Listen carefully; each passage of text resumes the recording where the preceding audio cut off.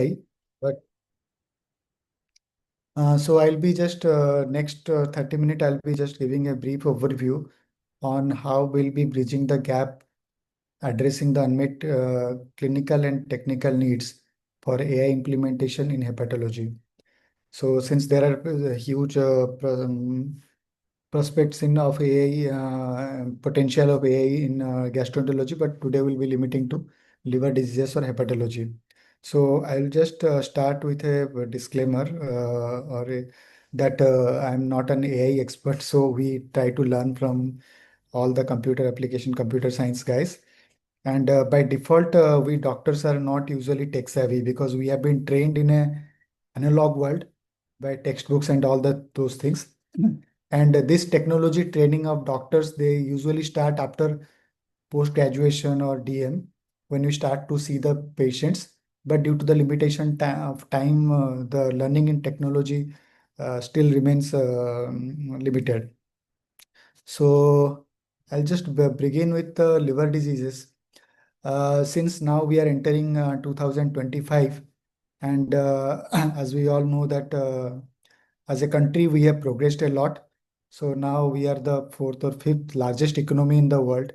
So we are also competing with all the developed nations in the burden of liver diseases.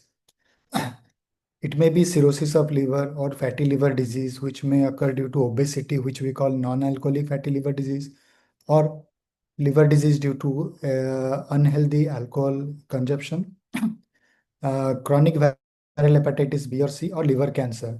So these diseases are day by day increasing all over the world, and also we are also now competing with all the developed nations for this huge burden of these diseases in our country.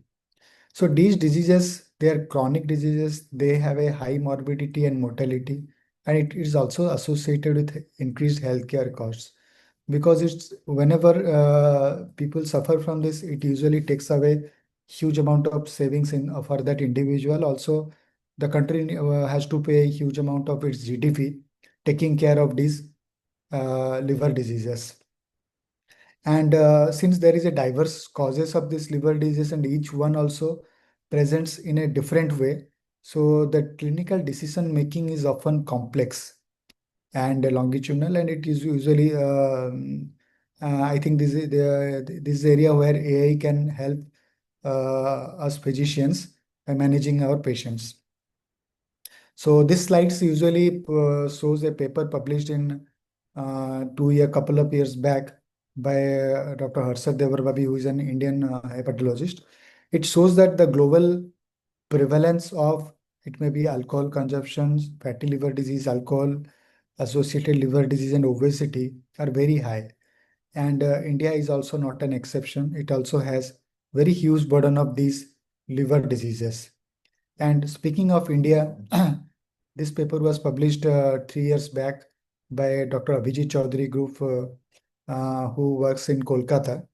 So they have looked into the epidemiology of liver diseases in India, and what they have seen is they have compared the data of the liver diseases in 2000, 2010, and 2016. That is the trend in over last 1.5 decades. And what they have seen that the death due to the liver diseases, it may be acute hepatitis, it has remained the same despite the advances in the medical science and the equipments. And the death due to liver cancer, it is also increasing here every 10 years or 5 years. And this death due to cirrhosis, any cirrhosis, it may be hepatitis B virus related cirrhosis, hepatitis C virus related cirrhosis, alcohol related cirrhosis, and death due to all kinds of liver cancer, they're increasing year by year, despite the advances in the medical sciences. One of the cause may be now the people are living longer due to the advances in the medical science, and since people will get the cancer when they will get older, so this may be also a cause that now the our people are not dying due to the infections like malaria, tuberculosis. They are now dying more due to the non-communicable diseases like liver diseases, liver cancer, like what happens in the developed countries. So the peculiarity of the chronic liver disease is that this all depends due to the peculiarity of liver, because liver is the largest solid organ of our body, and it has a huge regeneration capacity. So yeah, due to which whenever the liver disease starts, it usually takes the follows a very slow progression. Whenever an insult will start after long decades of persisting insult, which may be due to excessive alcohol intake, obesity leading to fatty liver disease or viral hepatitis infection, over decades it will lead to formation of scar tissue, that is fibrosis in the liver, and over when the fibrosis will progress, it will end in cirrhosis of liver. And this cirrhosis has it can be initially be in the compensated stage when there will be no symptoms or no complications, in which the usual survival is around 10 to 12 years. And whenever some complication will occur, it may be fatigue, vomiting, or maybe loss of appetite or development of jaundice, that is yellow discoloration of skins and eyes, or building of a fluid in the abdomen, then we call it as a decompensated cirrhosis of liver. So once the liver disease gets progressed from compensated to decompensated, the survival will decrease from 10 years to less than 2 years. So to just summarize, the survival in a cirrhosis, when it is diagnosed, the survival is around 10 to 12 years. But when there is a decompensated cirrhosis, the survival is limited to less than 2 years. And whenever there is any other organ failure, that is renal failure, the survival may be less than 6 months. Then the clock starts ticking very fast, and patient is usually very near to his death. These are the facts and figures showing the mortality risk after development of renal failure or decompensation, which is quite high.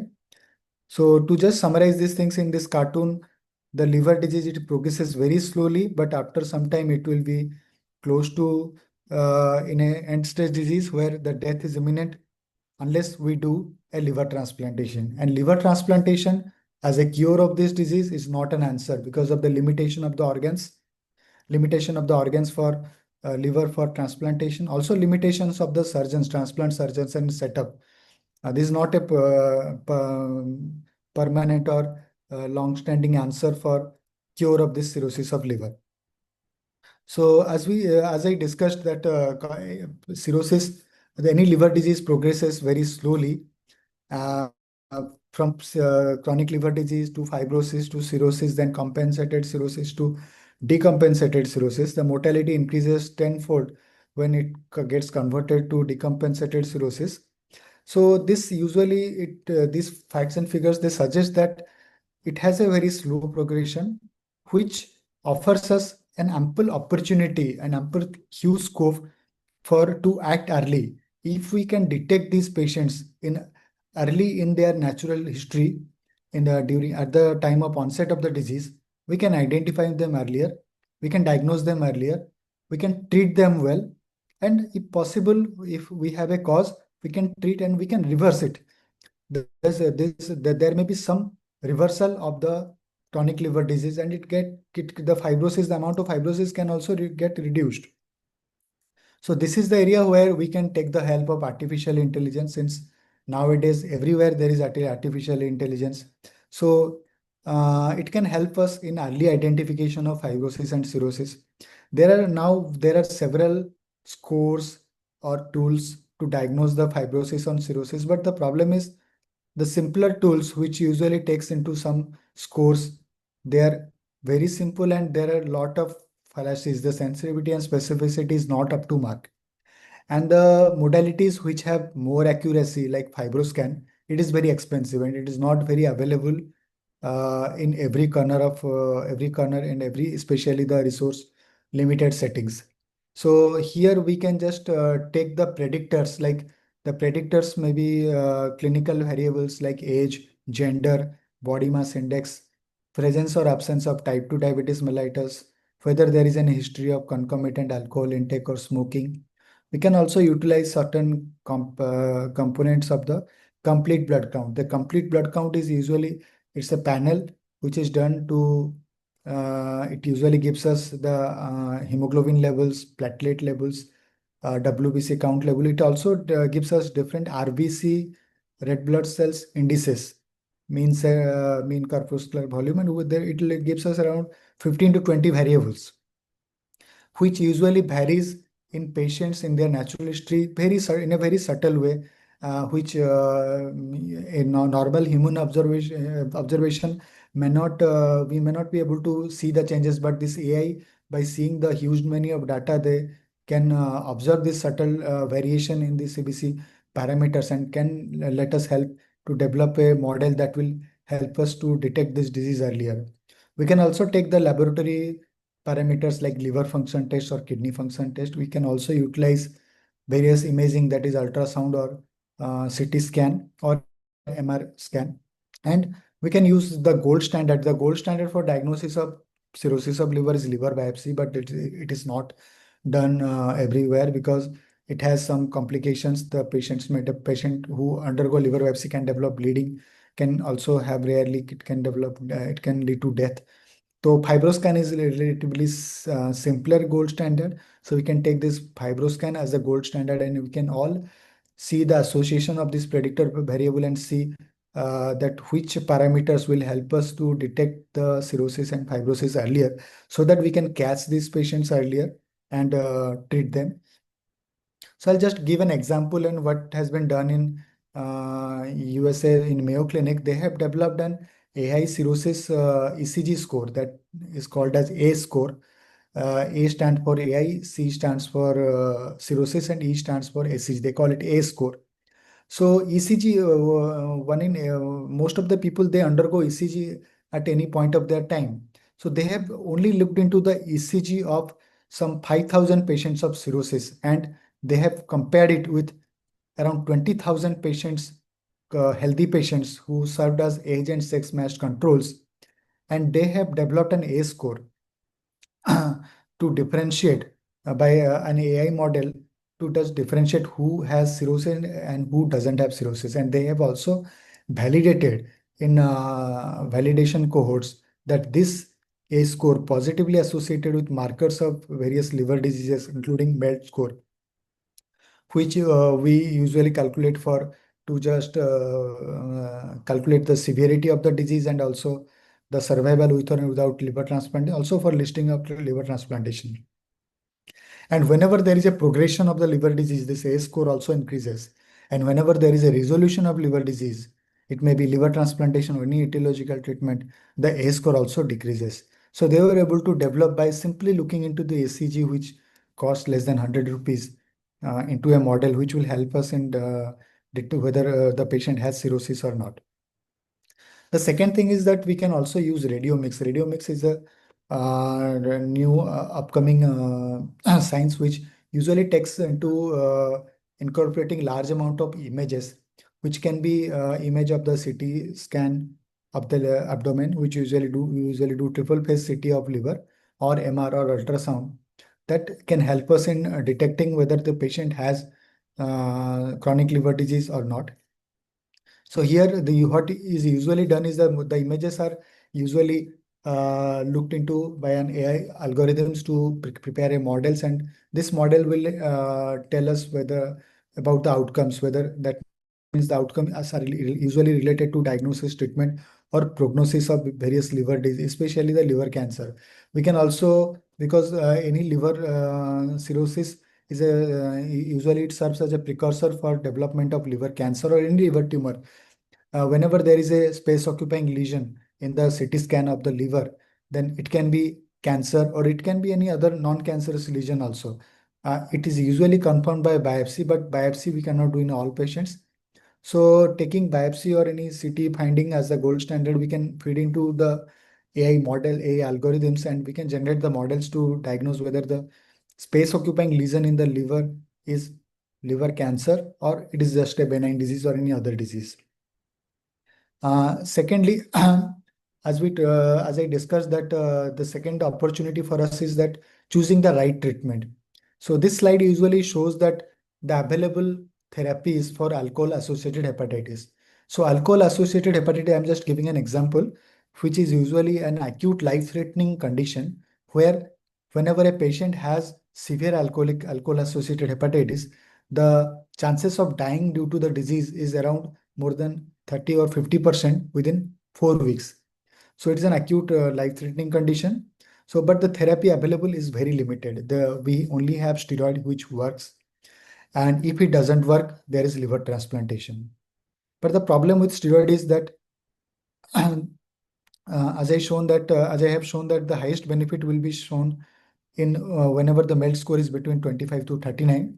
So there will be a subgroup of patients who will not respond to this treatment, and there will be a subgroup who will not be eligible. And the subgroup who will be eligible for steroid treatment, they may or may not respond. And those who respond, they may develop some adverse effects, and they may also die due to the complications due to steroid therapy.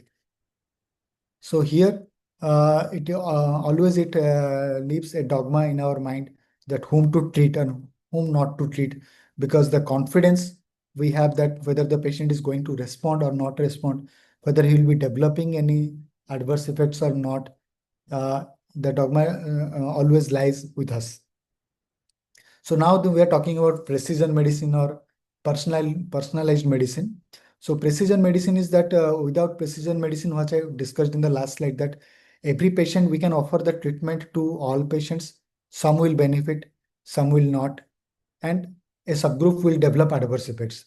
But precision medicines means to identify those who will be responding to the treatment by certain DNA tests, then so that we can tailor the therapy or customize the therapy, will treat the patients with the drugs who are most likely to respond. And we can, the patients who the subgroup who will not likely to respond, we can subject them to alternative therapies. And those who are very likely to develop adverse effects, we can also warn them, or you can be also very cautious while treating them patient. We can also treat with a lower dose in for those patients. So similarly, I was talking about precision or personalized medicine. This is just a recent guideline which was published from Indian National Association of Study of Liver for management of liver cancer. As we can see that the stage varies from zero, that is very early, to terminal stage, that is D. The intermediate stages are A, B, and C. The treatment is different for all kinds of stages. It is ablation for very early diseases, resection, transplantation, systemic, that is chemotherapy and transplantation, and supportive therapy. And even in same subgroup like stage B, whenever the treatment is systemic therapy or some radiological local regional therapy, in the same subgroup also some patients will respond, some patients will not respond, and some patients will develop adverse effects. So this AI may help us to just stratify that which are the patients who are more likely to respond to certain treatment. So that as the response to individual treatment is usually non-uniform, even in the same group, talking about especially with respect to the response, survival, and toxicity. So AI can help us to tailor the treatment so that every patients will we can identify the responders and non-responders beforehand, and we can treat the patients who are likely to respond by the treatment, and those who are unlikely to respond, we can subject them to alternative treatment. And we can also predict the adverse effect, so that either we will not treat with that modality, or will be very much cautious for the adverse effects. So to summarize, I think artificial intelligence is an upcoming promising technology. It has gone into almost every part of our life. So healthcare, medical science, and hepatology also is not an exception. It has entered, and it is going to be an essential part of our patient management. So our opportunity scopes are, we can, I think in our patients are different from the patients in the Europe or North or South Americans. So we can utilize this artificial intelligence to predict the fibrosis in our patients, to predict decompensation in patients who have already cirrhosis of liver, and the predict mortality in patients who have a decompensated liver disease. Also, we can classify the liver masses, and we can predict the treatment response, as I discussed, and we can utilize the precision medicine to treat only those who are more likely to respond, so that we can minimize the adverse effects. Uh, with this, I would like to conclude, and I think we can discuss if we have any questions.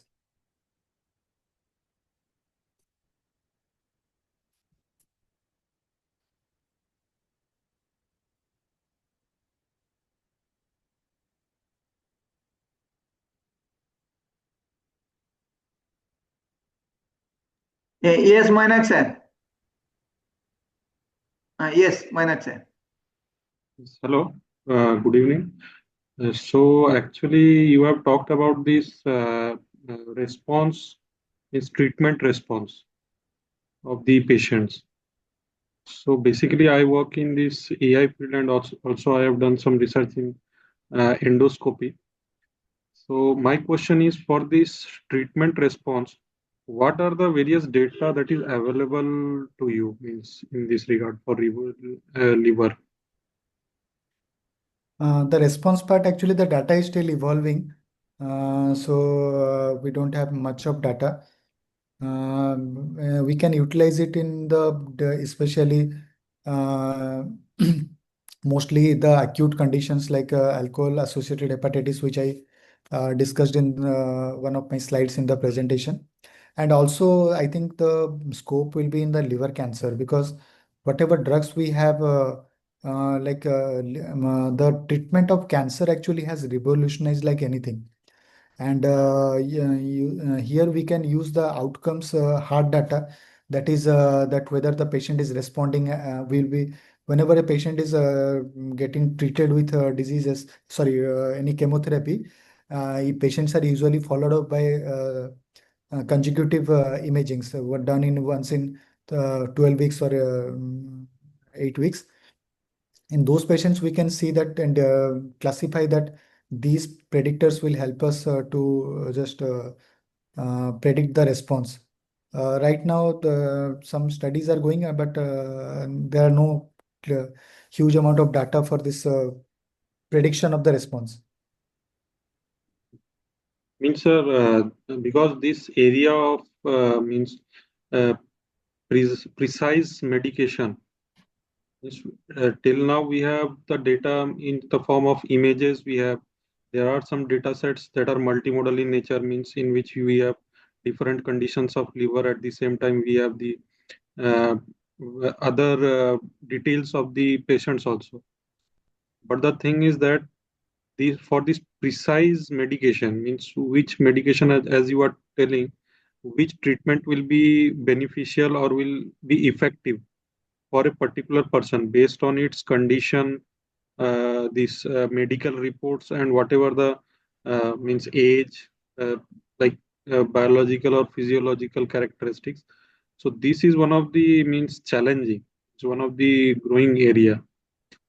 So is there any initiative from KIMS regarding this? Means how we can store this kind of data or prepare such kind of things? To answer your first question, sir, there are not AI model-based data, but from the large real-time cohorts for liver cancer, the what before AI we have this logistic regression. This logistic regression, multivariate regression analysis has shown that patients who are actually having liver cancer due to fatty liver disease, they are less likely to respond to the immunotherapy, which is now the current standard of care for liver cancer at a particular stage that I'm talking about mostly stage C or B2. That much data is available.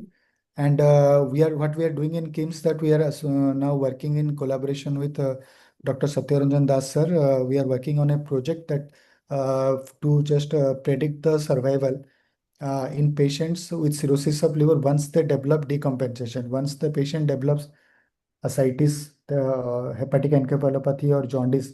After that, the survival shortens in a very over more than fivefold as compared to the compensated cirrhosis. So we are working on that on a AI model, and also we have Satya sir can explain in a more detailed way. We have come up with a EMR based AI model which will tell us that which patient will be is having cirrhosis or is likely to have cirrhosis. That EMR will can prompt the physician that depending on this AI model, your patient is maybe having cirrhosis of liver, so they can subject the patient to certain further tests so that the cirrhosis can be diagnosed in an earlier stage. Okay, sir. Thank you, sir. Any other questions? Yes, ma'am.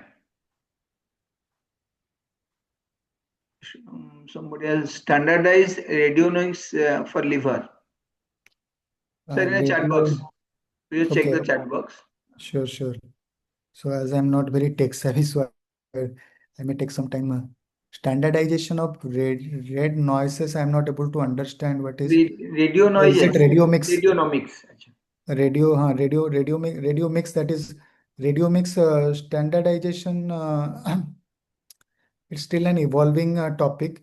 So it's like an AI. So standardization, people are working at different places and they're developing different AI models to just distinguish whether it will be helpful to just differentiate between different kind of liver tumors.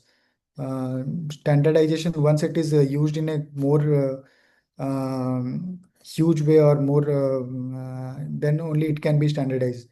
I don't think it can be standardized, but I think if we can validate in different patient population, then it can be standardized.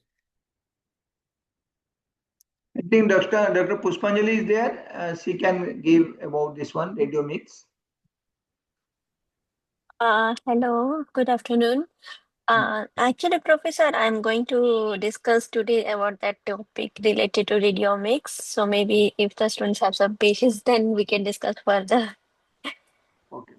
And like what doctor mentioned now, it's not like we use radiomics for our liver data, but it's not yet standardized because it's still research topic, like which factor or which feature from the radiomics is well enough used for liver, like for cirrhosis or maybe for identification of different types of SCC even. So those things are is still in research. It's not yet standardized so far. Okay. Any other questions?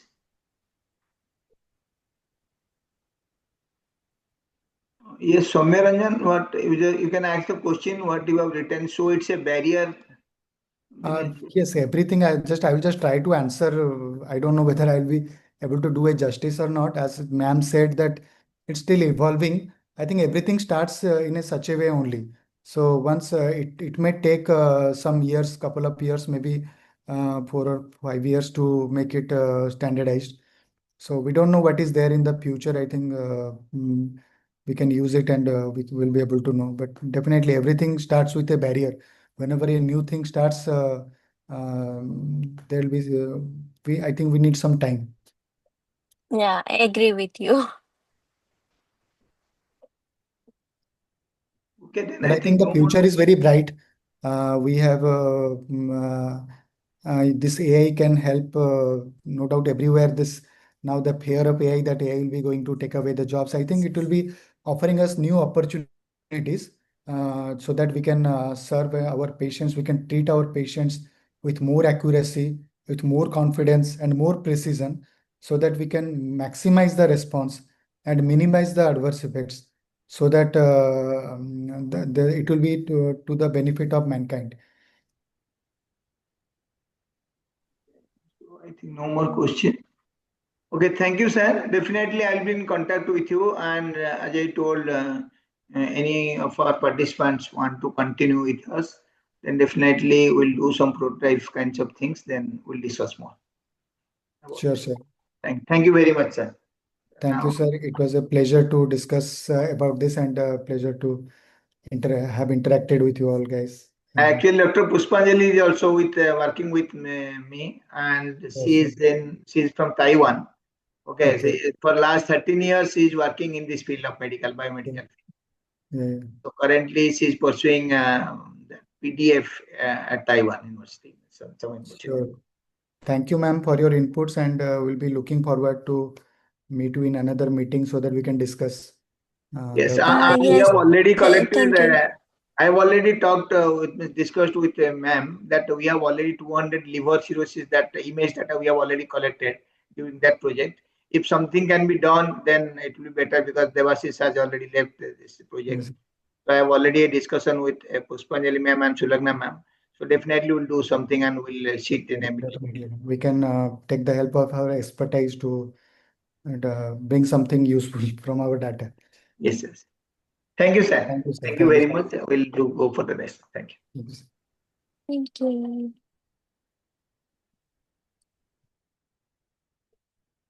We have the next session that will be presented by Pushpanjali ma'am. And the topic is some 3D radiomics in medical modality. Am I right, Pushpanjali ma'am? Yes, sir. Yes, sir. So I'll just Okay, then you share can my continue. Yeah. screen. Give me a moment. Hmm. Oh, could you help me like become a co-host? I think you have okay, another call. Fine, fine. You have to. Yes, sir. Yes, yes, yes. Yes, now I can. Mm. Yes, thank you. Yeah.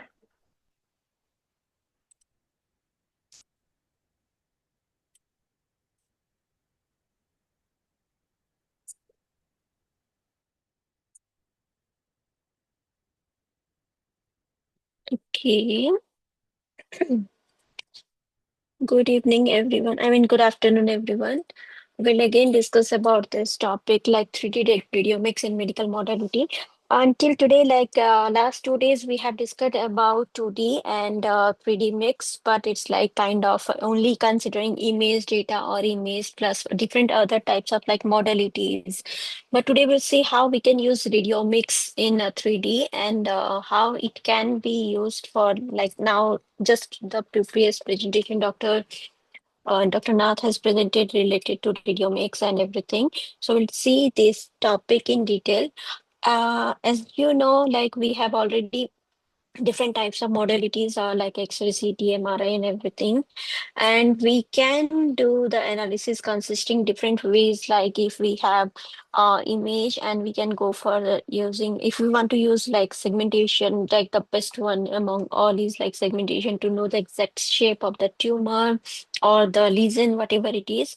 So using those segmentation, if we can go for like handcrafted features, like which was done, I think in 2017 and 18 year, those time, like you just extract using some kind of image processing tool, you will extract the feature like the shape or the histogram features from the image, and then try to use those feature and train the machine learning model to find like what is the or whether it is a benign or malignant, something like this will be the diagnosis you can do with the model. Or you can do something like use those image and do not go for segmentation, directly use that image like the one we did in earlier phase, like use just CNN and classify those image into like kind of benign, malignant, or whatever you want to know, the like the grade of the you like the tumor. Those things you can do normal and go for some kind of performance evaluation over here. But in recent years, like we found there are some issues with these things, like if we use handcrafted feature, if it is not standardized, maybe when using the histogram feature or maybe when going for, yeah, building the histogram, my bin numbers will be more or less compared to the other students using those things. So in that case, it will be like inconsistent input and output also. So this is one issue with the handcrafted features. And if you go for directly like using deep learning model, we already know like it's kind of black box and it's unexplainable AI.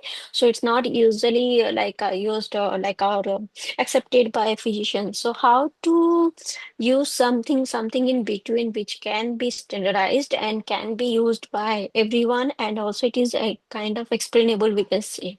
So for these only deep radiomics has come to picture. And then how deep radiomics or radiomics is used. Uh, can I move this screen? Okay, so what is actually radiomics? If we see what it does, from the image, we can extract some kind of quantitative features. Like we want to know the like shape of the like the shape of the tumor, or maybe the intensity of the like pixel intensity, or maybe the texture, or what is the wavelength transformation in the tumor. So those things, if we want to know, we can use kind of radiomics, and we can extract some kind of important features in a like a standardized way. And it also what it does, it will try to give some representation of the shape or the ROI we are using for our analysis. Instead of directly going using CNN, we extract some kind of feature. So this part is actually important and it is done automatically. Instead of using some kind of image processing tool, we will use some kind of, actually those are also processing tool, but it's kind of standard processing tool, some kind of standard protocol we can say. So that thing we will use and go for automatic extraction of features. And then we go for our like model training, and then we go for our whatever we want to do, like our decision support system or maybe treatment planning, or we can know the prognosis of the patient. So those things we do as our next step. So this part is actually the important one over here. Then one may ask like why exactly this one is required? Why cannot we directly go for 3D segmentation, or we can directly go for like handcrafted features or detection and segmentation and stop there only? Then the reason I can show you with this example actually, we have two types of cases here. One is for brain, you can see here, and another is on the left side, we have liver. So first I start with the brain one. You can see there are three nodules I have made in the bounding box. So those three are actually three different types of lesion in brain. One is metastasis, another is abscess, and third is GBM. As we already know, like if things are like similar, it is difficult for like inexperienced physician, and sometimes even experienced, if you are not concentrating on the job. Like it's not like it's your fault you're not concentrating, maybe sometimes it's you're too tired and you have multiple patients to see and you have to finish the job in very small deadline, like quick, you have to finish everything in a very short deadline. So in that case, such things may be overlooked, and you might think this GBM as abscess, or maybe you can think metastasis is abscess, or you might like have some kind of false diagnosis, and which is not good. And also, there is another scenario you can see here. Like if we want to uncover some kind of patterns which are actually not visible to the human, then you can see we have both the image, and both are like hepatocellular carcinoma, like it's a malignant tumor, a malignant cancer in a liver. And this one you can see this tumor and these both are SCC, but here this SCC size big, and also it's a different type of SCC. So it is somehow easily visible in the picture and you can know. But here there is somewhere SCC, but exactly where and how big is the size, it is difficult to know. So for this, how can we use some kind of trace? If we use normal thresholding like the image processing or normal traditional machine learning algorithm, you can see we are missing some part, and it is here we cannot see only a different dot. But actually, if you see the tumor is from here to here, it's so big. So these things are not actually here like if we use simple image processing algorithm or simple detection or segmentation algorithm, these things won't be captured, and this will cause like the false diagnosis. And this is some kind of like how to say, if it is a false diagnosis, of course, it will affect everything like the treatment and everything of the program. And also, if it is not properly or not correctly diagnosed in time, then their prognosis also might be wrong.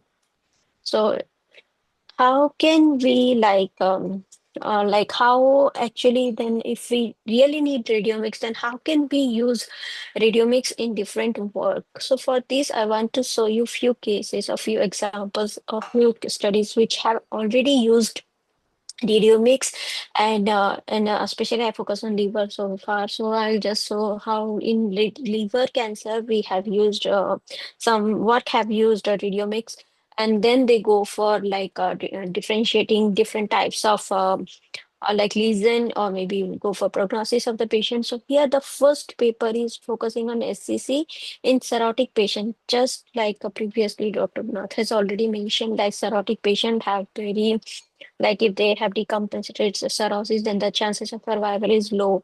And in such case, if the patient is cirrhotic and they have developed SCC, then it's actually big deal for the liver cancer.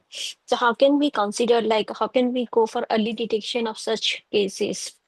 So for this, this work, what they have done, you can see from this, like their workflow, they have actually considered around 2,000 patients from like cirrhotic patients, and they considered like they try to obtain their like data for last maybe 12 months. And then since if the patient is cirrhosis, especially I'm not sure about India part, but I know in Taiwan or in US, what they do, they go for regular follow-up, like 3 months, 6 months. So there is definitely there will be some kind of protocol in India also. So that part they go for follow-up. So if in case of usual follow-up, those data are collected, like those time interval data are collected and stored, and using those interval data we can go for like if we have multiple phases of multiple panel data for the image, we can use those image. And of course if we need to go for radiomics, we need to go for first is the annotation of the image in such way. And since we want to use cirrhosis or cirrhotic patient as the base for determining the SCC risk, so we have to annotate the whole liver. Over here, you can see the patient's liver is annotated, and then a tool, the one I was mentioning, PyRadioMix, is used to extract the features from the like ROI, and also we use that feature extracted features. We go for kind of feature selection because sometimes when we extract the feature, not all features can be important. So we go for feature extraction and then feature selection, and then you go for like use their, they have developed the model is alarm. So use the model which uses not only radiomics feature, it also uses the CNN post feature, because CNN is also good feature extractor. But because of black box nature, we cannot use it directly. So we use it as a part of the model. Here we are using this one, also use the CNN feature. And there is a AMAP. AMAP is nothing but the clinically like validated serotic marker kind of. I forgot exactly what it is. So that is, I think, clinical variable importance here is mentioned. So these three things are taken together, like all the three features are taken together, and then the patient is like using those features. The patient is divided into different category, whether the patient has high risk of SCC or low risk of SCC or medium risk of SCC. So high, low, or medium risk, and these things they want to consider, like they want to predict the time or high risk of SCC. Then if high risk, then what is the time the patient will have? Like within 6 months, within 3 months, within 12 months. So something like this, they also want to predict. So this is what this paper has done. Earlier, we saw the works, they were only using only this part, like 3D ResNet and Continuum. But nowadays, also we allow some kind of important features through radiomics here by radiomics part, and then we go for this extraction. Similarly, I'll not discuss more in other papers because I have discussed in one, so you know the normal flow, like how things are done. Similar work can also be done in like this one is in the brain and it is in the pediatric case. Like we want to know the glioma gradation, or we want to see the recurrence risks in case of patients with low-grade gliomas. So for this, they have used, in the first paper, they had used CD and 3 radiomics. In the second paper, they are considering brain because we are dealing with glioma, so we need brain, and mostly brain MRI is done for glioma cases. So here you can see the patients' MRI and clinical data are used together. And because they have considered two different hospital case, like two different hospitals, so that's why they have two different, like cohort for the data, and then they extract the feature. Here you can see from this one we have ROI is over here, and those ROI and go for some kind of pre-processing they do. It's like normal scaling we need to do if the image size is not same in the both hospital like setting. So we need to go for some kind of pre-processing and the volume resize because we're dealing with 3D. So there is volume resize over here. Normal pre-processing technique, not a big deal.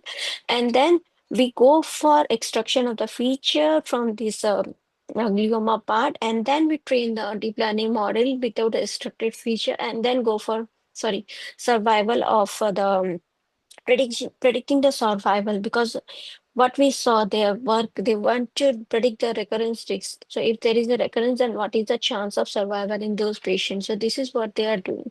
So this paper I can see is a combination of statistical analysis along with AI. So this is how some work can be also done.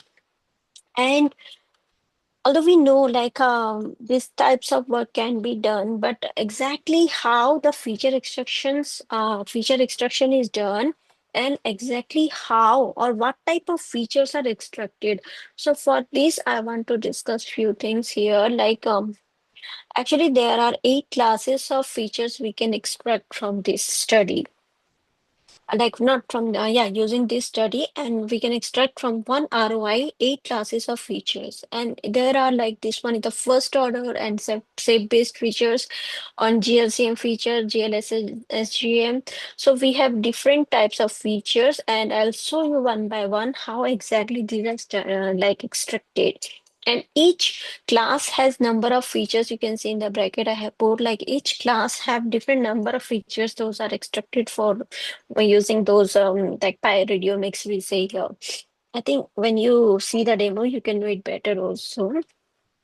So in the first class, like the first order statistics, we have 19 number of features are extracted. So what are those 19? You can see from this number, like from energy, total energy, entropy, and mean, median, those things.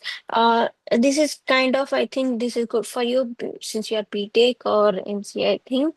So those things, it will be easier for you to understand these things, not normal maths we are using here. And how, like mean of the pixel, max of the pixel, those things we are using, and each of them have a formula to obtain those output. So I'll just give you one or two examples from each class, like how to calculate those things. So first is like consider this image like I showed in the film, the motivation part. This is liver SCC and this part is the liver, right? So imagine this image, and like Dr. Mahapatra already mentioned, like every image is converted to pixel set, the matrix of pixels. So now if this slice has this number of pixels, but it should be like 512 cross 512, just for the sake of simplicity in this, like for the our analysis or for the flow of this RTL PPT, I put like 5 cross 5, so that if this image has size 5 cross 5, then there will be different number of pixels and different intensity of pixel. So here we have one example, and we'll use this matrix to go for different calculation. Suppose if this is the matrix, we can see here the minimum value of the pixel is 1, the max is 5. 1 is over here, and then there is 5, and there is no more. So here you can see the frequency. If you go for histogram of this one, you can see 1 is appearing 6 times, 2 is appearing 8 times, 3 is appearing 3 times, 4 is appearing 5 times, and 5 is appearing 3 times. And then we have like minimum is 1. So in this case, when we want to know the minimum of this image is 1 and max is 5, so we just put as the 5, and mean is just the average of everything. So since we have all of these number of pixels and values, so what we do, we can just use this and just replace this in their equation here over here, and then you see 1 is appearing 6 times, 2 is appearing 8 times. So using this information, I just go for finding the mean, and it is 2.64. So in this way, you can find the different features from each for each image. And then if you go for the variance calculation, we know variance is the square distance mean.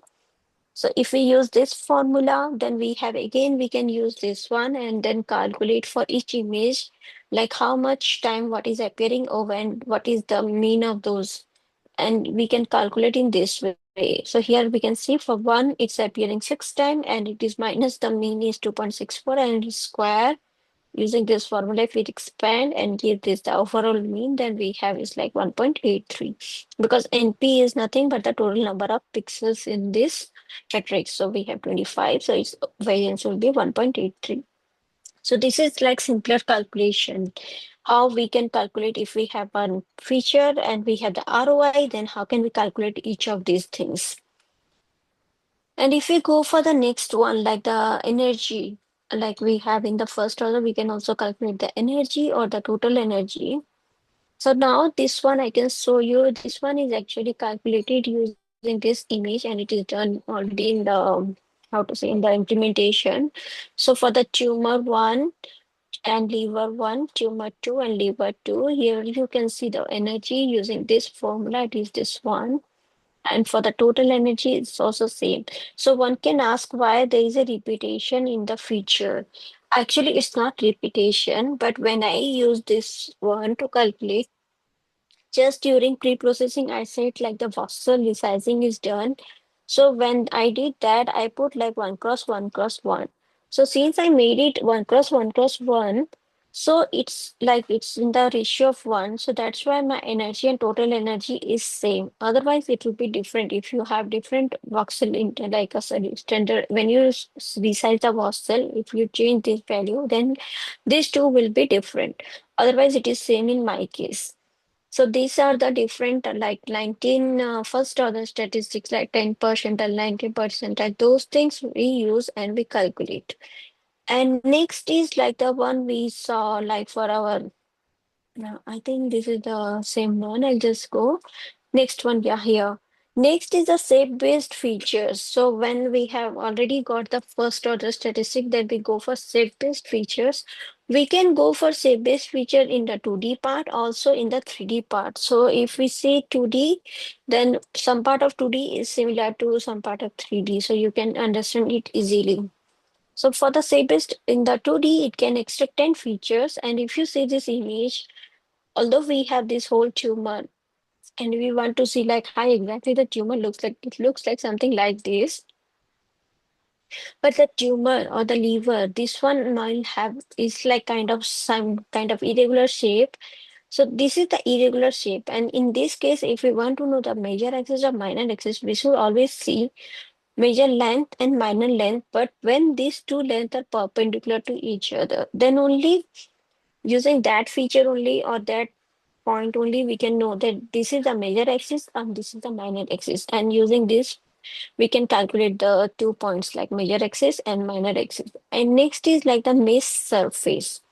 So what is mesh surface? We want if we normally think like the surface area of a like an ROI, or we can say of an object.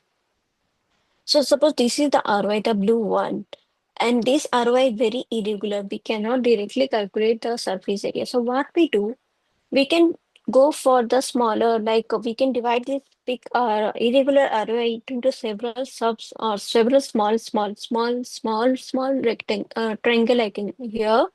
Like in this figure, you can see these are the different triangles. One irregular, we are trying to divide into smaller triangles, and each triangle will give you the surface area, and this is normal more like calculation for surface area.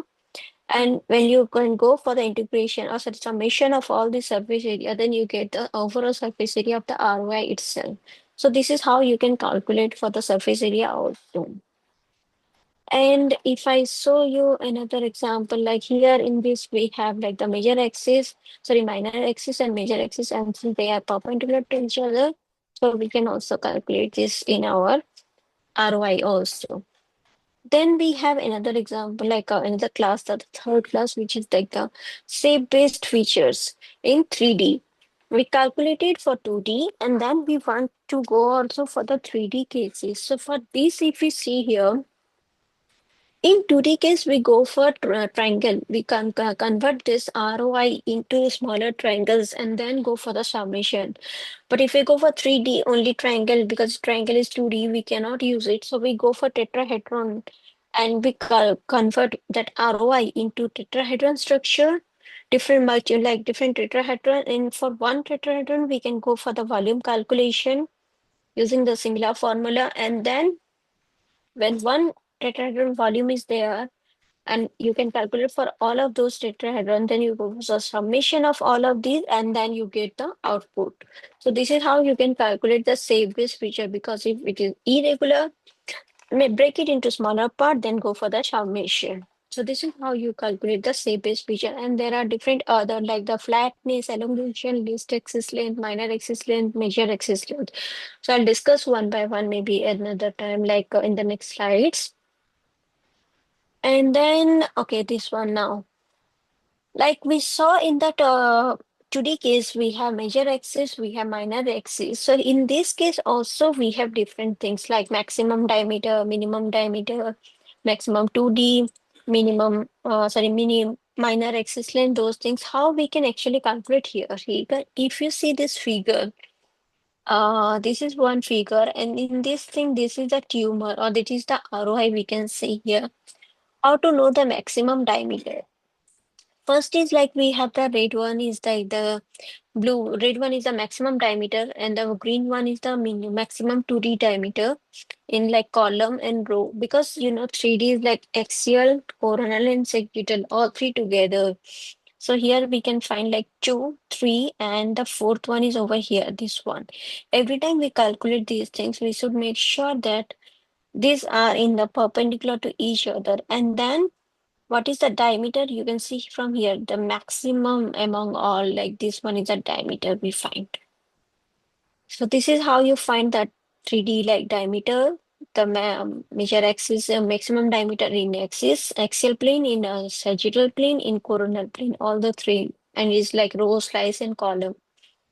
Then we have another thing is like in this example also we can find that the maximum diameter is over here, and we want to know the major axis is over here and minor axis is over here. And then again we have least axis is over here, which is similar but not same. Similar way we are calculating, but it is not same in both the cases. We have to make sure this part and then continue our like a feature extraction.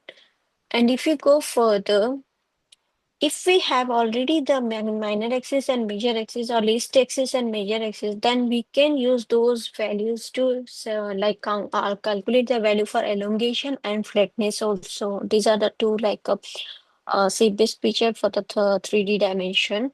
So if we know like some of these, then those things can be used to substitute this and then get the output of those new features. And in this way, if you see when we implement this, we get this elongation, flatness, least axis, major axis, 2D in column, in row, in slice, in maximum diameter, and everything we are getting. And you can see for each, like we have different values. And using this, actually, when you calculate these features, those things will be given as input to the model to differentiate between like liver and tumor, something like this is the scenario. And if we go further, and if we go further, like if you have already calculated mass volume and surface area, then you can also know the ratio of these two, like surface volume ratio. So these are like some features which are like dependent on the features, like other feature also kind of dependencies also there. That's why I mentioned like not all feature might be important. If there is high correlation, maybe you need to remove those features. So this is how you calculate 2D and 3D. And when you do these things in a practical, you'll find combination of 2D and 3D will get 14 features in total. Those are these.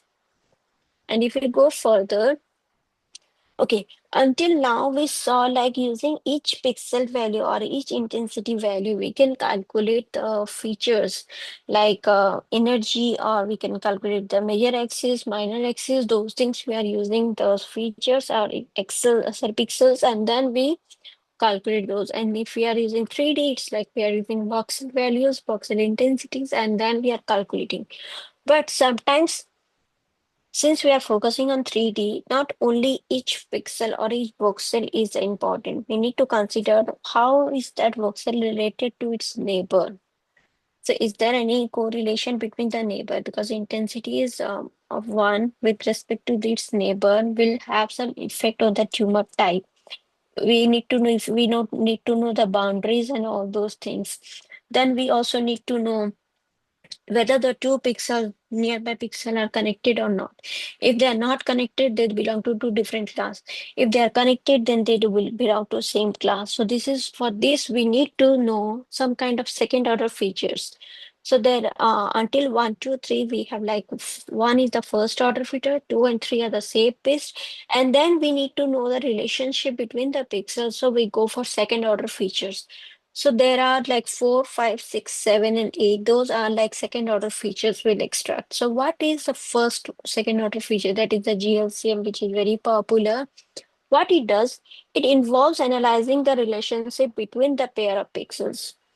How one pixel is connected to the nearby pixel. It will see what is the spatial relationship between those. And it will try to consider use those features, extract those features for knowing the texture of the image. And if they have good if they are good properly they are related to each other, then the texture is smooth. If they are not related, then the texture is not smooth, is kind of coarse, we can say. So how can we calculate GLCM? And there are features using GLCM. So for these, actually, we need different types of kind of parameters to go for its calculation. First one is we need to know the distance, like how far are two pixels from each other. And also we need to know angle, because if a pixel is over here and another pixel is over here, if we want to know the relationship, then we need to see the pixel B, is it what direction from pixel one? Somebody says if I say it's like right hand side, it's like 0 degree. If I say it's in the top of me, then it's like 90 degree. If someone says it's on my left hand or like 9 o'clock, then it's like on the left side is like 180 degrees or something like this. So what is the angle between the two pixels? And then also number of grace labels.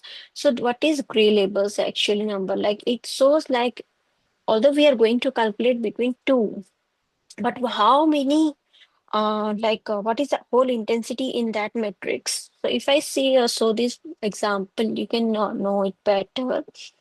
Like if I want to know the distance between two pixels, suppose I want to go to calculate GLC between two consecutive pixels like here. So our distance is 1, because if 1 is associated with itself, then the distance is 0. But if I want to go for the neighboring, then the distance with the closest pixel becomes 1. If we go 1 to 3, it's like 2. Something like this is the calculation you can do. And then theta. If theta is 0, means I want to focus on the right hand side. Like whoever is on the right hand side of me, I'll focus on that only. And then the n, number of gray labels. So like this picture or this matrix, I have how many like intensity in this? We can see it should be in general for the RGB matrix is from 0 to 255. Sorry, in the gray label matrix is 0 to 255. But so for the simplicity of the calculation, I just put here it's like 0, 1, 2, and 3. So we have only 4. So our n becomes 4 over here.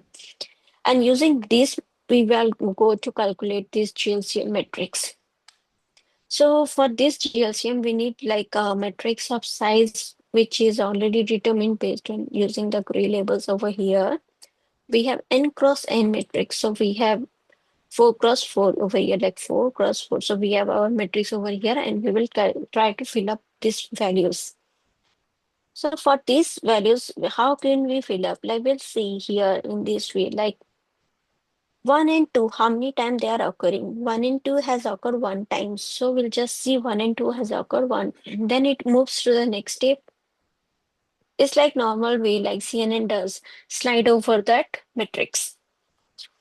Then 2 and 3 has appeared once. So we just go like 2 and 3 and 1. Then we just go 3 and 2, again 1. So we just update 1.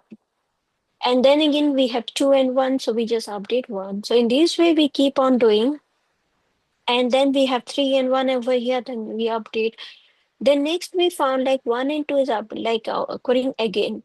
So what we need to update this from 1, we make it 2. So how many times this pair of pixel is occurring? This is what is the co-occurrence matrix is going to determine. So if we keep on doing this one and continue in this way, we will find our matrix will be something like this. Like using this intensity and how many intensity labels are there, our matrix for the GLCM is this one. But this is not the final step. We have obtained the matrix, but also we need to obtain the features using this GLCM matrix. So how we use this matrix for the feature extraction? You can see over here we have GLCM and then we have this matrix. And if we want like it can extract 24 features using this matrix, but I want to just show one example. So suppose we want to know the contrast of this image, like what is the contrast of the ROI. Then here we can see, because in SCC, if there is a intensity variation in the nodule or in the lesion itself, then we can know if there is more intensity variation, then the nodule is more heterogeneous. If there is less intensity variation, then we can see it is kind of homogeneous. So that's why we want to know the contrast of that lesion. So for this, we can use this formula to calculate. So Ij is nothing but the location, and Pij is nothing but the value. So using this like a formula, we can go for like 0 and 0. How many times? 0 times. 1 minus 0. 1 minus 0. How many times? 2 times. 2 minus 0. How many times? 0 times. 3 minus 0. How many times? 0 times. So this is way first one.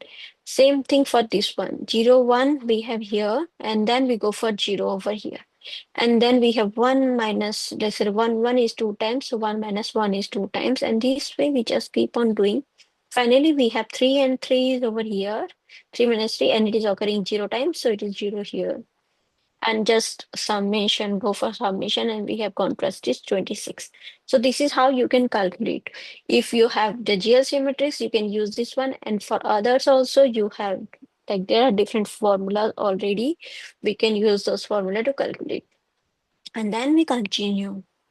So I just want to show the example, like when we used this GLCM feature, when we try to extract 24 features for GLCM using this our ROI, we have these kind of values over here. And you can see it here, like in this, although the tumor appears big, but there is not much intensity difference. But as you remember, this one, it's very different, and there was a intensity over here, and those are very different from this one. So kind of heterogeneous tumor. That's why we can see here our contrast over here is less, and this one is more. Since contrast is more, we can say like it's kind of heterogeneous tumor compared to this one. So this is how you can use this like information, like this feature, and then this you can see if somebody wants to know the grade of tumor, maybe contrast is one feature which can be used for the differentiation of tumor types. And if you go for the next other, like from 12 to 24, we also calculate those values over here, and then we can show it in the output, like how it looks tumor 1 for tumor 2, or for liver 1 and liver 2, everything. You might see like liver has similar performance, but the tumor will have little bit difference. So this is like normal, because liver is, if it is not affected by cirrhosis, then it will be similar in like the, for like in the feature part, but tumor is different. That's why it has some kind of different values. Then we have another feature, like we know now we got the how one pixel is like with it, how one pixel is related to its neighbor. Then again, we need to also see some other types of like features, like different types of metrics to calculate like that second level features, like gray label side chain metrics. It what it does, instead of only focusing on the intensity or how many times those pair of pixels are occurring, it will see how many connected voxels are there. Like if there is a voxel of intensity 2, like how many times that 2 is appearing with its neighbor. So for this, again, we need three types of parameter for its calculation, like number of gray labels is like normal, like the previous one, how many intensity, and maximum size zone, like maximum number of zone size. And third is connectivity. So I'll describe like one by one, like what are those things, what are those things. If you consider four-way connectivity, what it does, four-way is just like going to a horizontal, both side like left, right, or vertical, like up and down, like you're going two ways, like four ways only. That's why it is like four connectivity. But if you go, instead of going only left, right, and top, bottom, you go to a diagonal also, then it is eight-way connectivity. And you can see if I have four, like only four, then I have only four neighbors. I'll think about like about my, like I have four neighbors.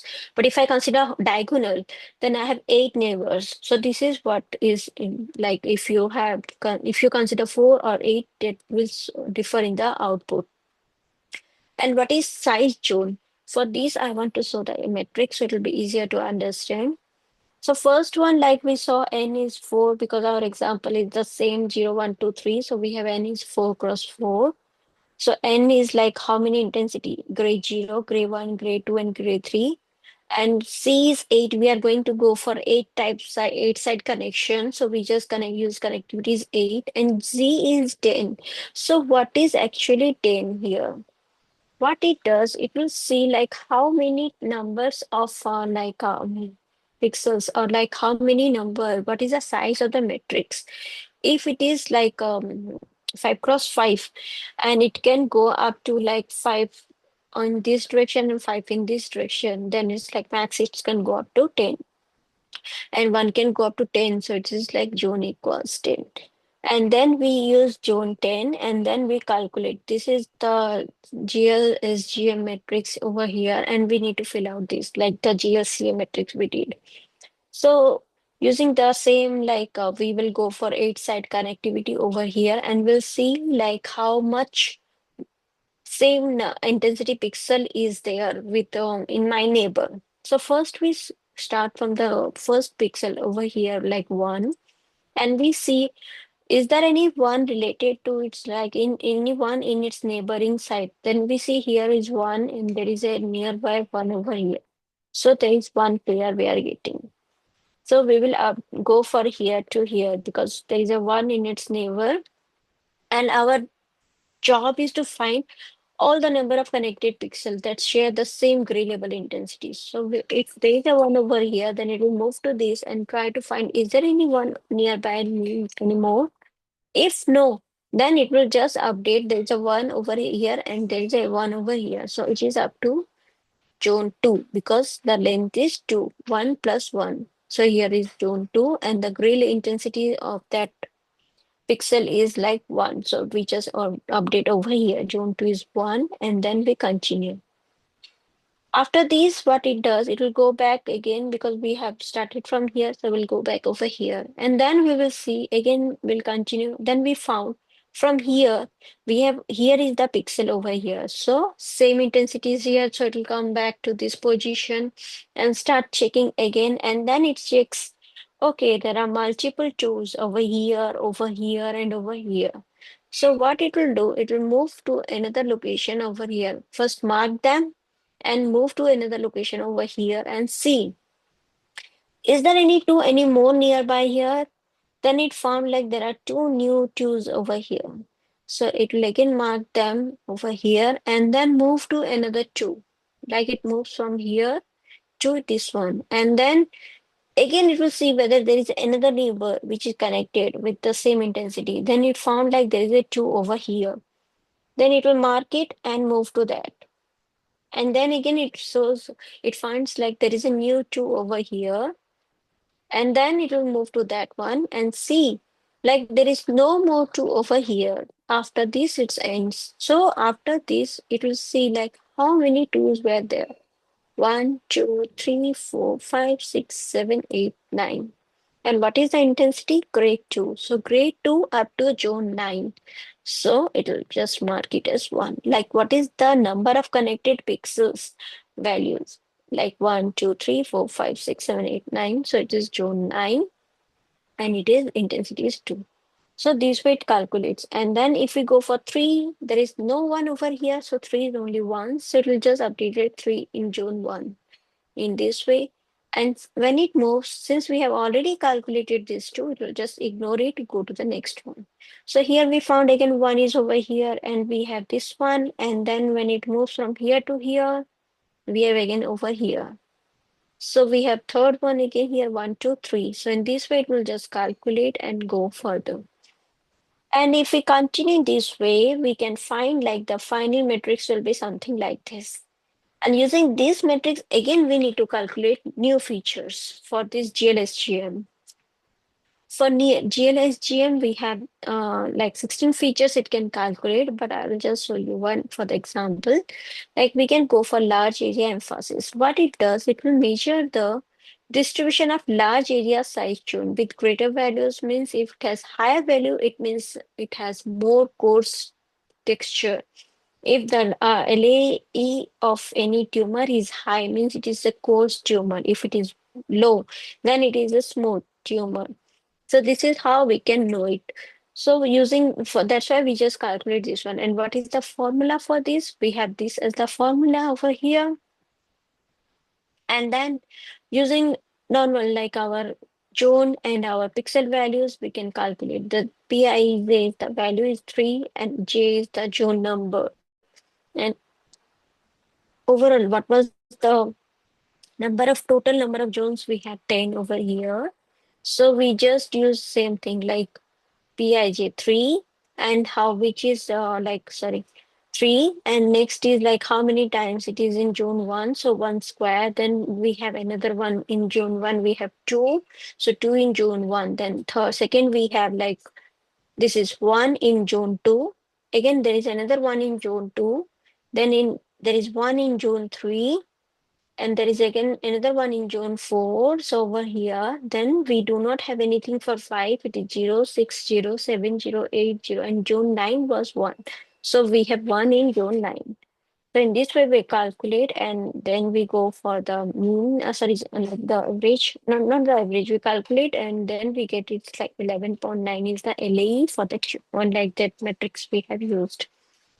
So this is very simple. You might be thinking it's very simple, but when you go for the tumor calculation, actually it is not that easy. It's like because the tumor size is very heterogeneous and the intensity will vary so much. So we use like our pyrogenomics to calculate such information. And when we calculate those 16 features, you can see here we have LE for the tumor 1 is this one, for the tumor 2 is this one. And then we can know if you remember if LAE is more, I think I mentioned like LAE is more, it means it is coarse texture. And if you see here, LA is more over here in tumor 2, which shows that the tumor 2 is a coarser texture compared to the tumor 1. And if we continue like this for the third, like sixth class, like we got like pixel values, pairwise intensity we saw in GLCM. Then also we saw like instead of only up to length 2, how about we go for covering all the pixels which are nearby to each other with the same intensity? Then we use GLSGM. But in the third case, how about we see the length of the pixel, like how long is that same intensity running, so that it will be easier to know the countering part. If we know the length of the ROI is big enough, then the ROI is well easily we can differentiate between the tumor and non-tumor. So for these also we can use GLR LM metrics. What it does, it will quantify the grillable runs and it will try to define like number of lengths of the pixel instead of only calculating like where and what is the similar intensity. It will see how many length up to what range of length it is covering, same intensity is going on. So for this calculation, again, we need three parameters. Like we need to see the direction of analysis, because when we want to know the length, we cannot go in one direction, like left, right, or something. We need to go like in this direction, like in one, like in left, in right, and in different angle also. And number of gray scales, because every time we are dealing with the intensity, we need to know that. And then maximum run length, like what is the maximum length that intensity is covering. So for this R, we can know R can be the maximum of width and height, because if we go and choose a direction, it will be the maximum of the height of the image or the width of the image only. So that's why we just consider R as the max of WH. And how can we see this one? Like in this direction, if theta is 0, right direction, normal like the GLCM part. In the 90-degree, it is like the upward direction, and diagonal is 45. If you go like left side diagonal, then we have like 135 degrees. So this is how you can calculate. So there is again one example for this one. We use the same matrix. We know our theta will just go in this direction for the sake of example, and our n is 4, 0, 1, 2, 3. Rx is 5 because our matrix is 5 plus 5. So R is max of W and H, so it's 5. And our matrix, and then we try to determine the GLRLM. Here we use same thing, like we have different gray intensity and we have different runs. For these again, we just go for calculating in one direction, like 1, 2, 3, 2. If we consider, then we see gray 1 is occurring once, then we go for 2 is occurring once, 3 is occurring once, then we see like 2 is occurring again.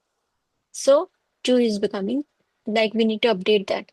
In the run 1, 2 has updated like occurred 2 times. So it updates from 1 to 2. Same thing for 1 also, we need to update from 1 to 2. So this goes in this way. Second is run 2.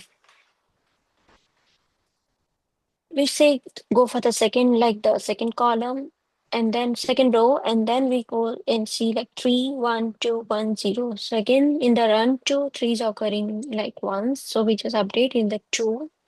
Then we see 1 is occurring again. So then we have to update this 1 and then continue. Then again 2 is occurring once and then continue. In this way, and 0 is occur once, so first time. Then we go for next line and again we continue this one. 0 is occurring again, but the length is only 1. So we just update over here as 2. And then continue this one. 3 is updating only once, so 1. But now you see 2 is occurring 2 times. So the length or the run of the 2 is like 2. So that's why grade 2 will be updated in run 2 here in this way. And for the 1, again, same thing 1 time. So it is 1. Next matrix, we saw like 1 is occurring 3 times. So 3 is run 3. So run 3 for grade 1 is over here.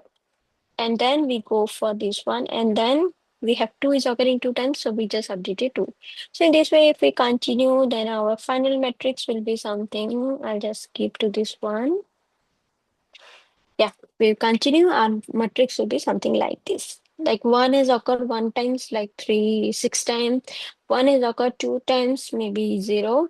1 is occurred 3 times, maybe 1 time. So we have here 1, something like this. And we continue in this way. So now next is like we have, although the matrix is there, we again need to find the feature, right? So we use this matrix and then we extract the feature for LRE. Right, same thing we saw last time. If it is presence of long range of pixel with more coarse structural texture. So same thing will go for LRE, like last time is large LRE, then it's like the formula is something like this. And we found like overall how many like total intensity it is like 6 plus 4 plus 3 plus 3 plus 3 plus 1 is like 20. Runs like total number of occurrence, we can say run length is 20. And for each we have based on this formula, this is the value, this is the pixel like run 1. So value is like 3 and R like run 1 is 1. So again next is like 6, run 1 is 1. So 3 run 1 and 4 again run 1.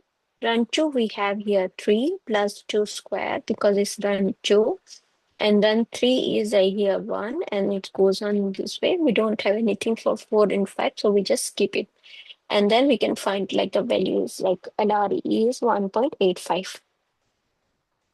And if we see for the actual implementation, again, we have same thing. We have 16 features and we calculated something like this. And LRE over here is something this one. Round and emphasis is this one over here and this one. So this is how we just keep on calculating and then we know. Next, we have another one, like we have, this was the 6th class and we have another one that is the gray label dependence. So you might think it looks the matrix is similar, but actually each matrix has a different objective. One is going for the neighboring pixel, another is going for how many same number of pixels are connected, third is going for how many same intensity feature pixel have length, like 2 length how many, 3 length how many, 4 length how many. And fourth is like it will see how many dependency, what is the dependency of each pixel with respect to other pixel in its neighbor. So this is what is the Java dependence matrix. It quantifies gray level dependencies in an image defined as the number of connected voxels within the given distance that are dependent on the central voxel. Because I said like each pixel will see how many dependent pixels are there on its neighbor. So if we consider one pixel like here, then its neighbor are only three. We have here, here, here. But if we consider this one, its neighbor are 1, 2, 3, 4, 5. So something like this is the picture. And then we can know how to identify those neighboring pixel and how to get the matrix for this one. Again, for the matrix, we have same number like intensity for each one, like how many intensities, like 1, 2, 3, 4, 5.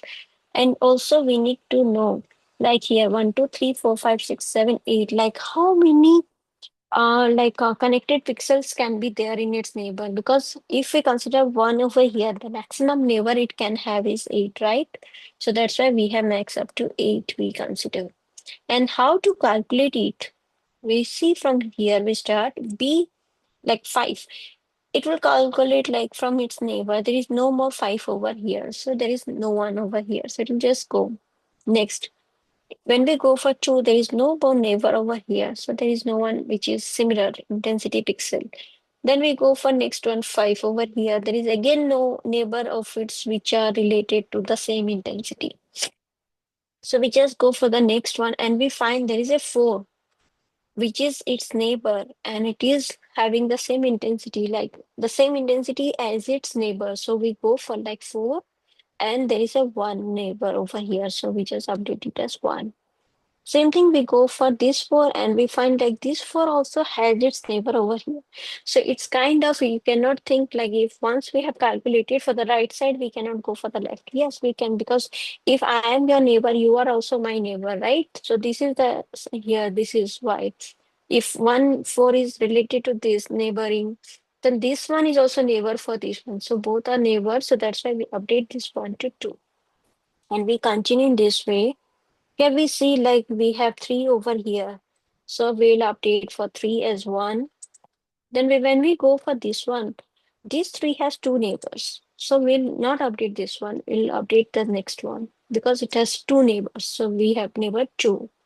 How many? In 3, there is a neighbor 2. Then we go for next one. It has actually 1 neighbor only. So we'll update this one over here in this way. And if we keep on doing for until last one, our matrix will get something like this. In the last, we get something like this, and then we just use this matrix for again the different calculation of the GLDM 14 features. So I just show you again one example for LDE here. Same thing, we will use the total number of intensity over like total number of GLDM in the values, total number of values we got over here is like 4, 8, 10, 13, 15, 17, 18, 19. So we use this one as 19. And how many times whatever has occurred, like 1 is occurring here 1 time, 2 is occurring in 1 as 1. So then there is a 4, there is a 2. So we have here in the second we have 2 and there is a 2 in the second run.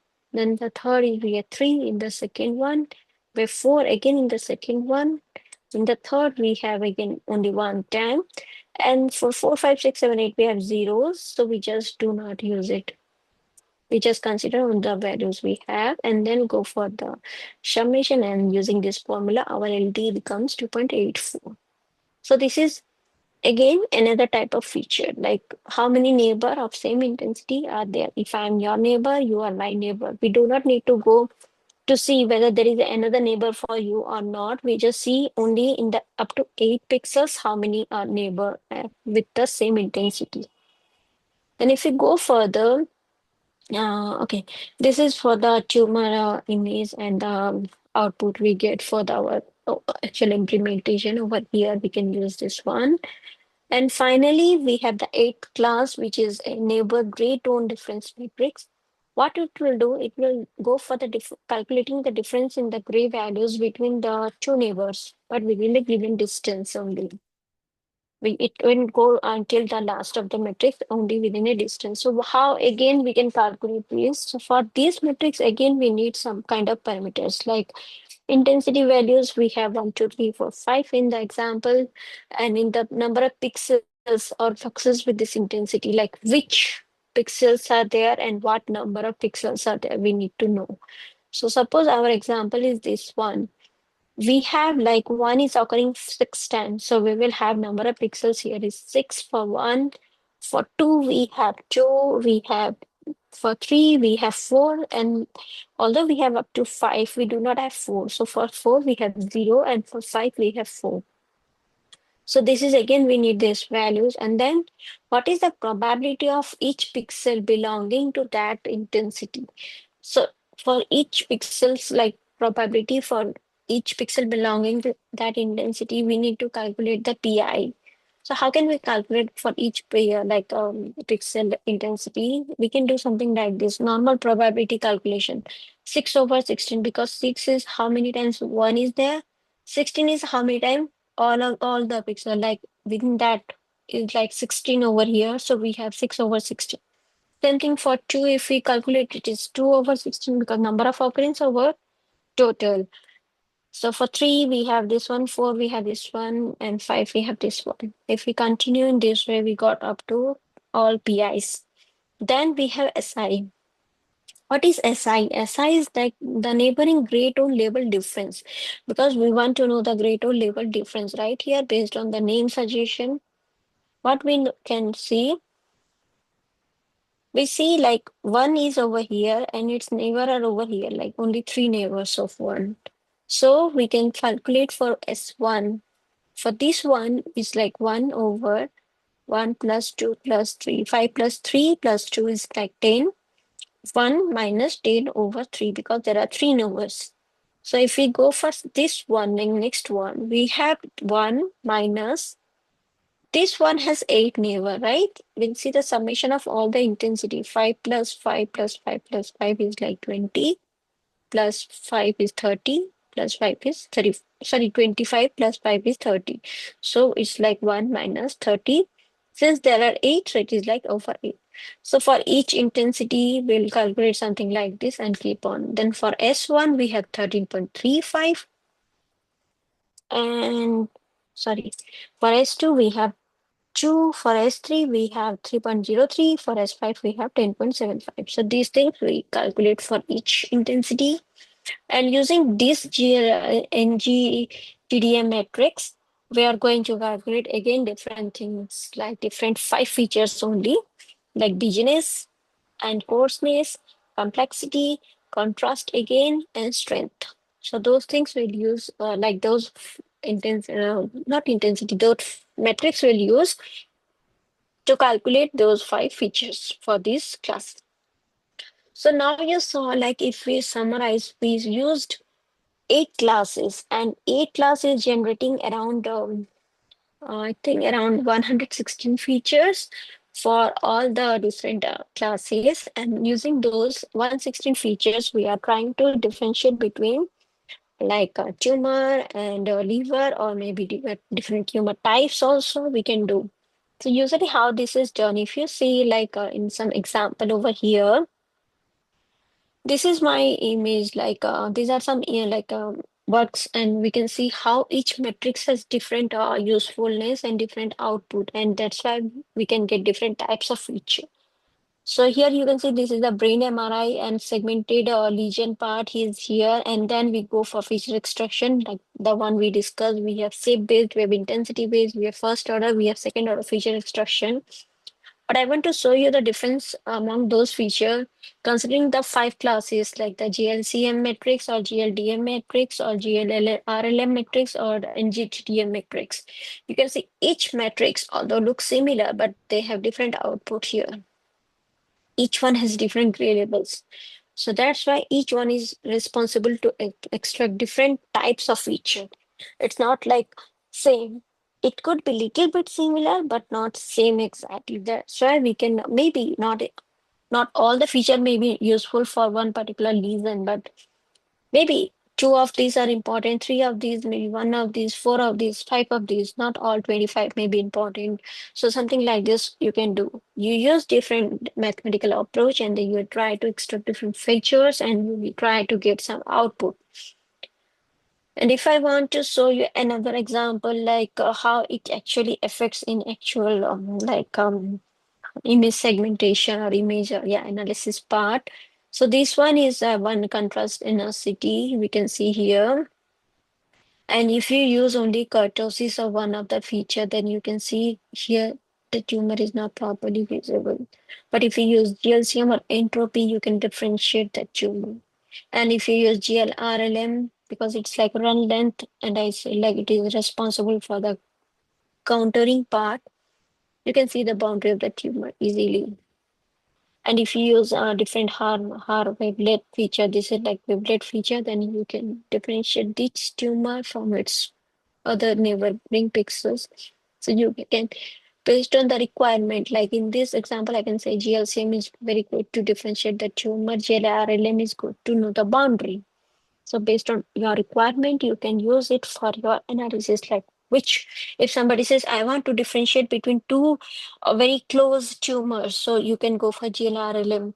If somebody says, I want to differentiate between two types of tumor, then you can use GLCM plus HH. So something like this, based on the requirement, you can try and use it. So just one again, like summary of these things we covered now. First order feature is very simple. Energy, max, mean, those things are very simple. Shape based feature is again simple. We can know the axis length, measured axis length, diameter, and all those. But if you go for second order feature, which are mostly used, you can see if we want to go for some kind of homogeneity or texture analysis, we use GLCM feature. If we want to go small pattern detection, then we go for GLDM features. If you want to know or go for coarse tumor or fine texture analysis, then you can go for run length metrics. And if you want to know like texture analysis and also in kind of 3D part, then you can go size zone metrics. And if you want to know like the coarseness or irregularity or the appearance of the tumor, if it has some kind of good homogeneity or not, so then you can go for NGTDM, something like this you can do based on requirement and application. You can decide which feature you want to extract. It's not necessary you will extract all feature from everything. Something like this is the picture here we want to say. So now we know like exactly how the features are extracted, but we know the theory part, the feature part, extraction part, but how exactly it is no, not how, what is the requirement, like how, what is the need from the doctors, or what kind of input is required so that we can extract such kind of feature. So for that, of course, if we are going to go for like a 3D analysis, we will need kind of DICOM image from the doctors or physician, I can say. So what we need from them is like kind of DICOM format, something like this. And then we can convert those DICOM to required format. Like in our case, we convert to NII format. You can convert to NRRD also. And in the 3D only, you will go for like a annotation of the ROI, or maybe the lesion, or maybe the organ you want to focus. Like here, this example, we have annotated for the liver and SCC over here. And this is the output if you annotate. It looks like this in the 3D. And along with this, we also want to extract some features, not only from the original image, because sometimes the image only if we use, maybe there might be some kind of bias or overfitting issue. So how about we use some kind of filters on the image and try to like change the image input and make some kind of try to introduce some kind of heterogeneity in the features. So for this, we can also use Laplacian cos analogy like log filter, or we can also go for using Wavelet's bed filter, different types of other filters. So instead of using only image, we use image and also some kind of filters on the image. So here you can see example, like here if we have original image like this, if we use like log filter, so it can generate some kind of different way or different pattern of the image, some kind of it shows like edges of the like all the organ, and then you extract the feature from those region, and then it will just add some kind of new features. Another type of filter also we can use is like wavelet, which is very useful in case of 3D. So in case of 3D, what we can use, we use like wavelet, which will, what it does, instead of only focusing in one direction, how about we focus on every direction, like in the x-axis, y-axis, g-axis, we go. In x-axis, we keep going in the x-axis, and then we focus towards x. Then we go for in the lengthwise direction, in the again third in the G also we go in the lengthwise direction, like low pass filter. Actually, this is like low pass filter in all the duration. And if you use H means high pass filter. So waveless filter is like combination of low pass and high pass frequencies we use to generate the feature. And in every direction, if you pass low filter, then you will get LNL output. If you pass every direction high pass filter, then you'll get HHH output. But if you change this, then based on this, you'll get different types of output. So this is how you can again, using these filters, again, different frequencies, you extract different types of feature. And as you see from this, you can see low pass filter, then it will try to preserve the smoothness or large scale texture. If you use high pass filter, it will emphasize on the sharp changes. So based on requirement, actually you can decide which one is useful and where. And then, although we know now like these things are extracted, like, but how to know which feature or which filter is responsible for extracting what kind of feature. So here I can show, since shape is common in all the three, so shape is usually extracted from the original image. So we can use original image to extract the shape-based feature like 2D and 3D features from the original. But from the image with filtered, like filtered image like this one, or image with the wavelet filter, or from the original, we can extract all other features like the first order features and second order features. So we have 5 second order features over here and the first order statistics. So we can extract like all those things from filter and original image, but we only extract the shape because this will be redundant if you extract from the other filters, because shape is not changing. We are just changing the features, internal like the texture or heterogeneity or the frequency of the image is changing. Shape doesn't change. So that's why we can use the original image for the shape extraction. So now we know, okay, we can extract what kind of feature. Also, we know like what is the input required to extract the feature. Then question might be arising like what softwares are required to extract the feature. So for this, I can give you this example. Like usually we use something like this. We go for using 3D slicer. We use, I think yesterday or day before yesterday, somebody was saying Monet. I forgot the name. Somebody was saying Monet. So I just say, yeah, you can use Monet here. Also for feature extraction, you can use RadioMix within Monet only. And if you really want to implement and see how it is done, I'll suggest you to take a screenshot of the next slide. Like you would have to install, because I think next on Friday I have hands-on using this one. So I'll show you exactly how to go for feature extraction. So if you really want to work with me during the class, then you can do this during the session. You take a screenshot of this one, go for installation of 3D slicer, and try to also go for installation of Monet label within 3D slicer, and also sorry, this is RadioMix actually, slicer RadioMix within 3D slicer only. So if you have Windows based system, this will be very easy to do. If you have Linux also, it is kind of easy, but Mac has some issue. That's why I always use my instead of using my Mac, I just use my Windows to do it. It's kind of easy if you are having Windows system. So this one you can install, and oh, it's already more than time. So maybe tomorrow, I was planning to show you the demo, but maybe tomorrow again, not tomorrow, Friday, I'll show you demo how exactly these things work. And how to use 3D slicer and how to annotate first and then go for extraction of feature. So those things we can discuss maybe on Friday. And if you have any doubt, we can discuss now. Thank you. Thank you. So I think Yatharth is ready to ask the question. Yes, Yatharth. Ma'am, do we download the applications and softwares you mentioned beforehand, or is it not necessary? If you want, because when I saw the demo, I'll work out, right? So if you want to work with me that time or just look at the screen, then no need to download. But if you want to do it same like what I am doing, then you can try to download those things. Okay, I'll follow along then. I'll download that. It's quite easy if you download and do, because after downloading, you can see how it is working and you can ask more question also.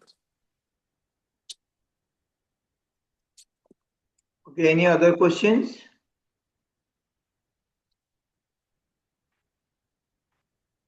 Abhishek?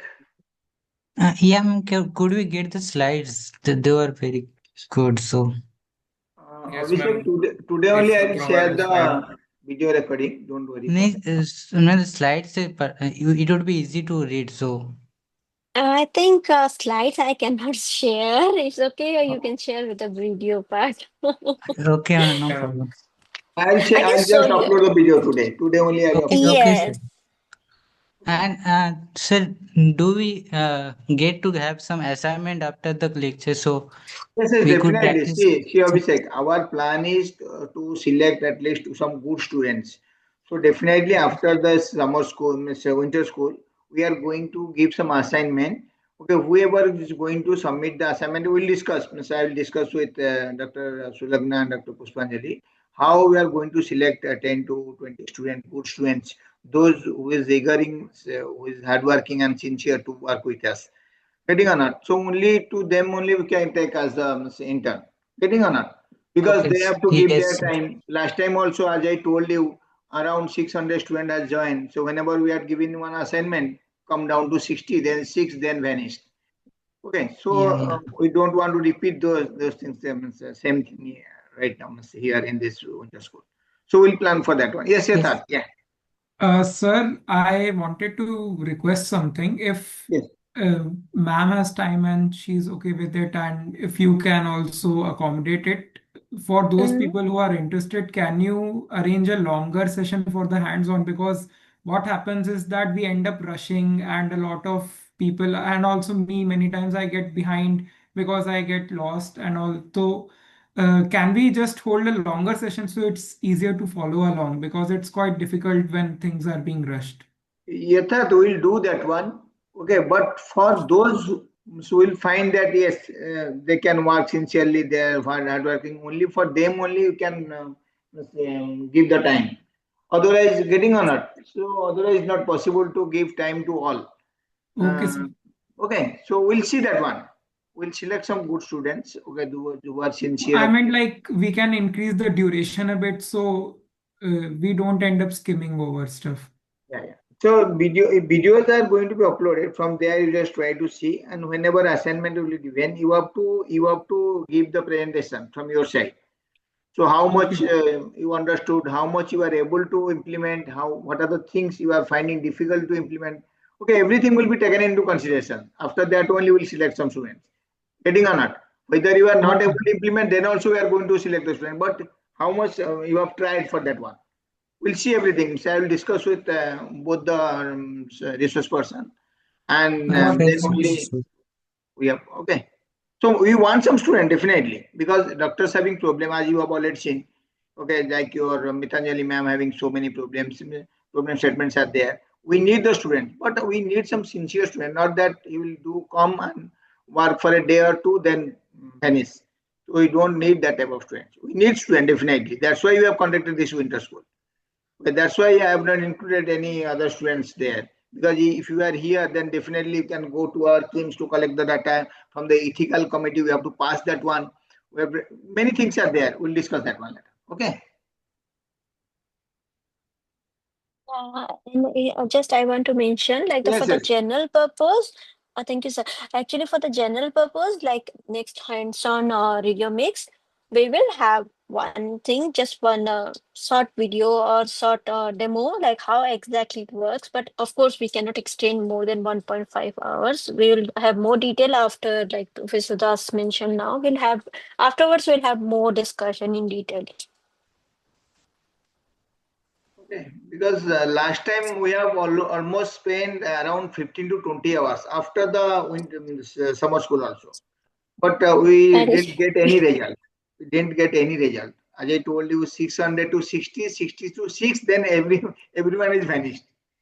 And you're getting on it. So we have conducted almost 10 to 15 sessions after that one, after the summer school. So this time we are not going to repeat the same thing. Okay. Definitely we want some students. Okay, thank you very much. Okay, so tomorrow I think no class, no sessions are there tomorrow. So on 26th again we'll meet. Okay, thank you very much. Thank you, sir.